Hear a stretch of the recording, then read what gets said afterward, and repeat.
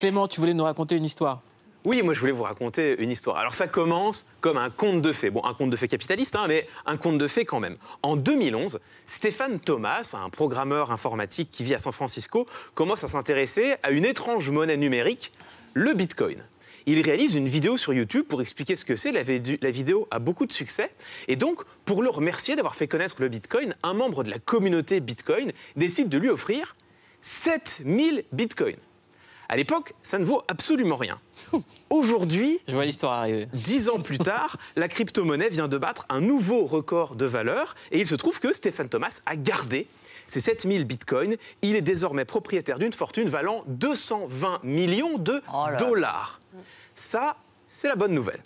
La mauvaise nouvelle, c'est que ces 7000 bitcoins sont gardés dans un disque dur sécurisé dont il a perdu le mot de passe. La très mauvaise nouvelle, c'est qu'au bout de 10 tentatives... Dis donc, c'est pas fini. C'est la très mauvaise nouvelle. C'est qu'au bout de 10 tentatives erronées, le disque dur s'autodétruit et il en est déjà à 8 tentatives. Il ne reste que 2. Donc, qu'a fait Stéphane Thomas? Eh bien, il a caché son disque dur dans un endroit tenu secret en attendant le moment où peut-être une entreprise parviendra à inventer une technologie pour craquer le mot de passe qui n'existe pas encore.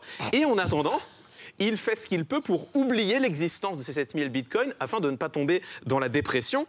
C'est le New York Times qui raconte cette histoire cette semaine. Et en fait, ce qui est intéressant, c'est qu'elle est moins anecdotique que ce qui pourrait paraître. Dans l'article, on apprend qu'il y aurait 20% de la masse totale des bitcoins, c'est-à-dire 140 milliards de dollars, qui seraient enfermés dans des comptes dont les utilisateurs ont perdu le mot de passe. Comme quoi, la promesse du bitcoin, c'était une monnaie sans banque. Mais on se rend compte qu'une banque, ça a quand même une utilité. Elle peut vous redonner votre mot de passe.